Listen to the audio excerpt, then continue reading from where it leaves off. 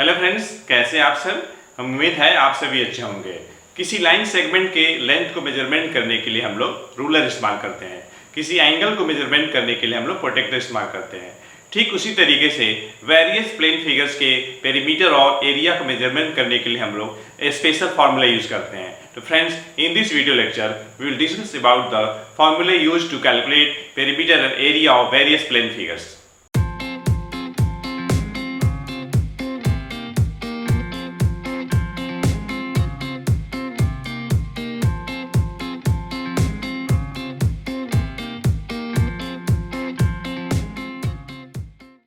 तो फ्रेंड्स, सबसे सिंपलेस्ट जो प्लेन फिगर है आपका ट्रायंगल है।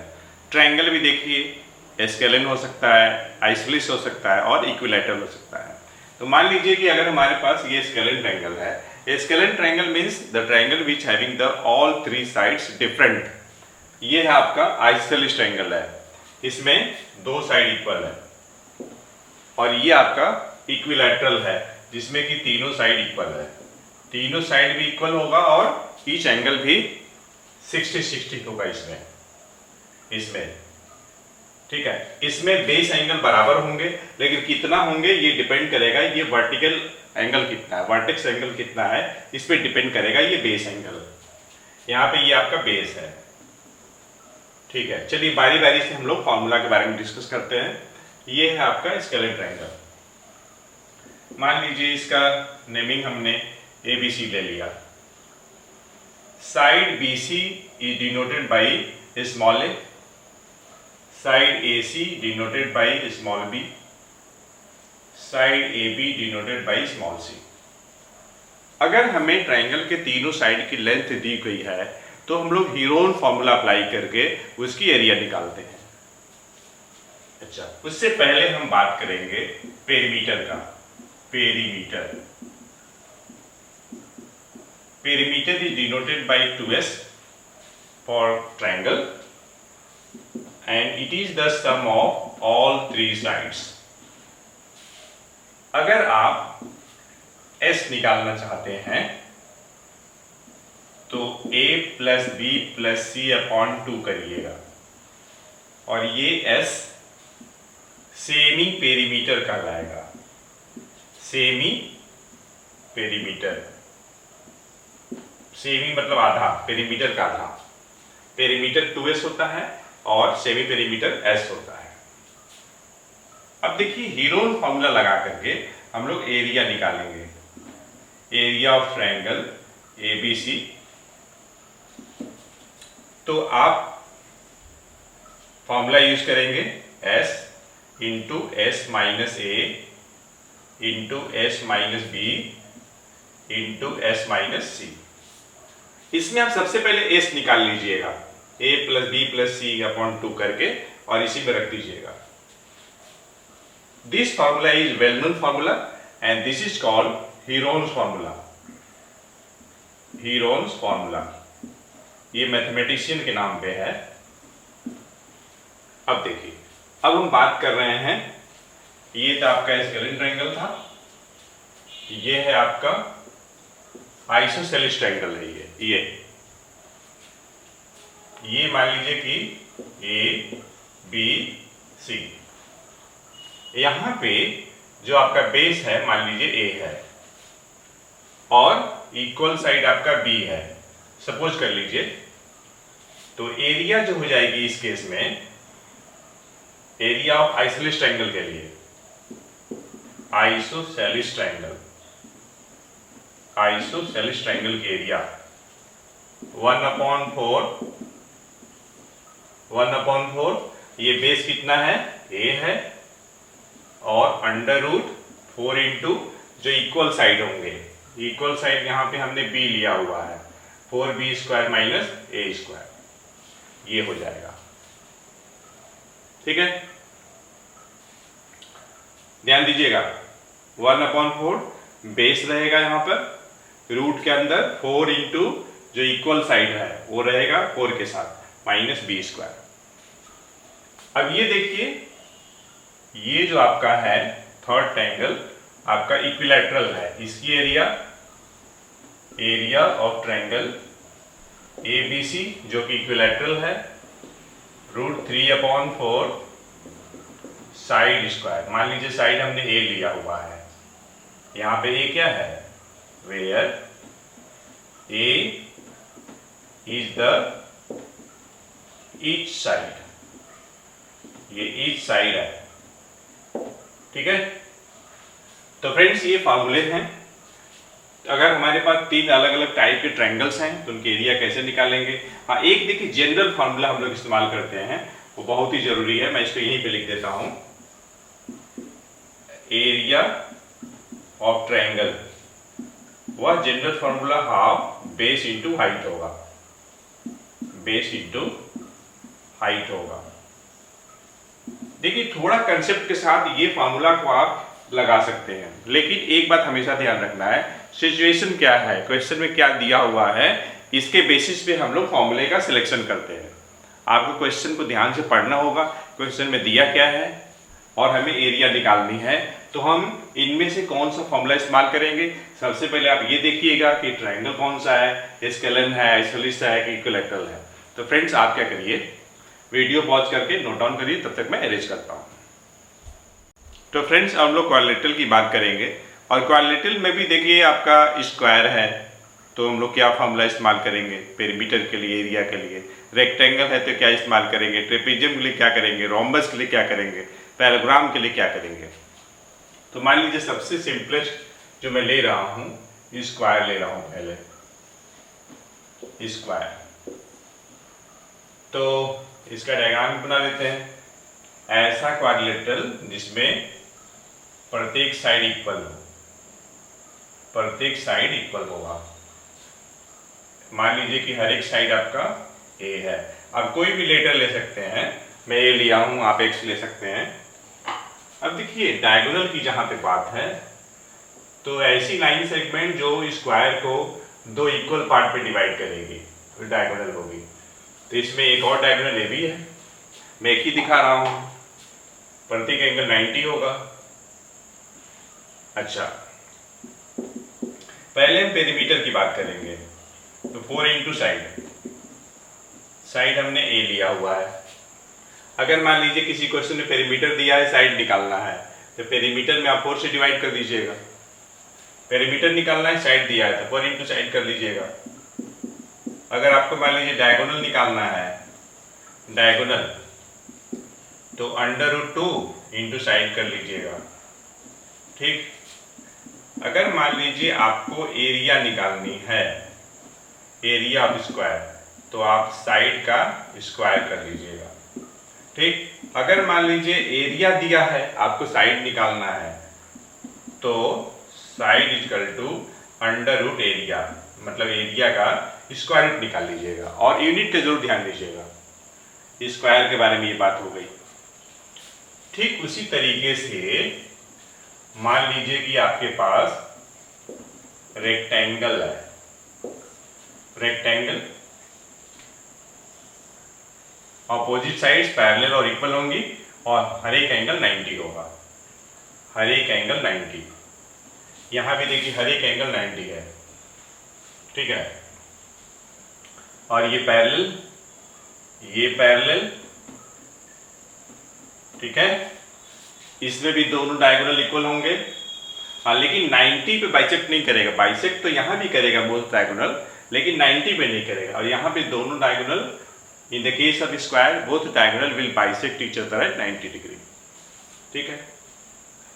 अगर मान लीजिए आपको पेरीमीटर निकालनी है, तो आप लगा लीजिएगा 2 इंटू एल प्लस बी। देखिए पेरीमीटर कुछ है नहीं, फिगर में जितने साइड्स हैं उनकी अब सम कर लीजिए, साइड्स का लेंथ का सम कर लीजिए, आपको पेरीमीटर मिल जाएगा। इसमें मान लीजिए 4 साइड्स हैं, ये लेंथ और ये आपका ब्रेथ, इधर ही ब्रेथ। तो देखिए ना 2L 2B हो गया, 2 कॉमन आ गया, ठीक। अब यहां पर मान लीजिए आपको लेंथ चाहिए, तो पेरीमीटर में 2 से डिवाइड कर दीजिएगा और ब्रेथ को माइनस कर लीजिएगा, ये मिल जाएगा। अगर मान लीजिए आपको ब्रेथ चाहिए, पेरीमीटर दिया हुआ है, तो पेरीमीटर में 2 से डिवाइड करके लेंथ माइनस कर लीजिए, ठीक है। अगर मान लीजिए आपको डायगोनल निकालनी है, डायगोनल ऑफ ये, तो आप क्या करेंगे, under root L square plus B square कर लेंगे। अगर मान लीजिए आपको एरिया निकालनी है तो एरिया बराबर एल इंटू बी कर लीजिएगा। लेंथ निकालना होगा तो एरिया अपॉन ब्रेथ कर लीजिएगा, ब्रेथ निकालना होगा तो एरिया अपॉन लेंथ कर लीजिएगा। तो ये रेक्टेंगल के बारे में हो गया। देखिए एरिया मतलब क्या, ये जो पोर्शन है दिस इज द एरिया, ठीक है। और ये देखिए बाउंड्री, ये पेरीमीटर हो जाएगा, बाउंड्री की जो लेंथ होगी। ओके, आप क्या करिए, वीडियो पॉज करके नोट डाउन करिए, तब तक मैं अरेंज करता हूँ। तो फ्रेंड्स आप लोग ये डिस्कस करेंगे कि अगर हमारे पास ट्रेपेजियम दिया है और रोम्बस दिया हुआ है तो किस तरीके से हम लोग एरिया कैलकुलेट करेंगे। तो सबसे पहले हमने लिया है ट्रेपेजियम और ये पैरेललोग्राम, और इसके पहले हम लोगों ने कई प्लेन फिगर डिस्कस किया ही है। तो अगर मान लीजिए ट्रेपेजियम है ए बी सी डी, तो इसकी एरिया कैसे कैलकुलेट करेंगे। मान लीजिए पेरीमीटर चाहिए तो side A B C C D और डी ए का लेंथ ले लीजिए। पेरीमीटर मतलब लेंथ और बाउंड्री से मतलब है, तो यहाँ हम केवल एरिया लिखेंगे, एरिया ऑफ ट्रेपेजियम, इसकी एरिया। तो फॉर्मूला होगा 1/2 sum of parallel sides, sum of parallel sides into distance between them, distance between them किसके लिए आ रहा है, पैरेलल साइड्स के लिए। या कहीं कहीं आप अल्टीट्यूड भी लिखा रहता है एल के बारे में। देखिए ए बी और ये आपका डी सी, ये पैरेलल साइड्स हैं, इनके बीच का डिस्टेंस ये है। आप यहाँ भी डिस्टेंस दिखा सकते हैं, ये दोनों के बीच का डिस्टेंस ये भी दिखा सकते हैं, और ये दोनों बराबर होगा एल और बी एम, ठीक है। अब ए डी और बी सी ये बराबर हो भी सकता है, बराबर नहीं भी हो सकता है, ओके।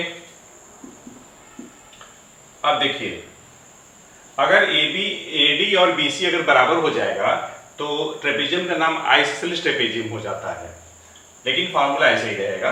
तो 1/2 सम ऑफ पैरेलल साइड्स, तो देखिए एक साइड आपका ए बी है और दूसरी साइड आपका डी सी है, ये दोनों पैरेलल साइड्स हैं, इनटू डिस्टेंस बिटवीन देम, तो ये एल हो जाएगा। पैरेललोग्राम के केस में एरिया कैसे निकालेंगे, पेरीमीटर तो वही है, जो भी आपकी बाउंड्री है उसका लेंथ ले लीजिए। इस बाउंड्री के रूप में यहाँ पे 4 साइड्स हैं, तो चारों साइड का लेंथ का सम ले लीजिए, तो पेरीमीटर मिल जाएगा। आपको एरिया कैलकुलेट करनी है, एरिया ऑफ पैरेललोग्राम। तो इसके लिए हम लोग बस फॉर्मूला अप्लाई करते हैं, base into altitude, base into altitude इस्तेमाल करेंगे, ठीक है। अल्टीट्यूड की जगह पे आप हाइट भी लिख सकते हैं। तो इस केस में बेस आपका ए बी है और अल्टीट्यूड आपका डीएल है, डीएल, ठीक है। देखिए ऐसा नहीं है कि बेस ए बी ही होगा, बेस बी सी भी हो सकता है।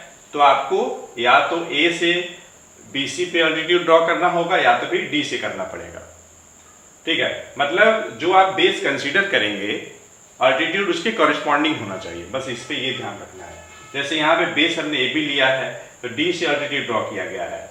आप सी से भी अल्टीट्यूड ड्रॉ कर सकते हैं, लेकिन वह अल्टीट्यूड 40 पोर्शन में आ जाएगा, इधर कहीं आ जाएगा, और ये अल्टीट्यूड बराबर ही रहेगा। मतलब यहाँ पे डीएल और सीएम बराबर होगा, मेरे कहने का मतलब ये है, ठीक है। तो आप फ्रेंड्स क्या करिए, वीडियो पॉज करके नोट डाउन करिए, तब तक मैं अरेंज करता हूँ। तो फ्रेंड्स अब हम लोग रोम्बस, सर्कल और सर्कुलर पाथ के बारे में इंपॉर्टेंट फॉर्मूला डिस्कस करेंगे। तो सबसे पहले रोम्बस, देखिए रोम्बस एक ऐसा क्वाड्रिलेटरल है जिसमें सभी साइड्स इक्वल होंगे लेकिन कोई भी एंगल 90 नहीं होगा, और both diagonal bisect each other, bisect करेंगे। मतलब देखिए ओ ए बराबर ओ सी, ओ बी बराबर ओ डी, और हर एक एंगल 90 होगा। लेकिन यहाँ का एंगल 90 नहीं होगा।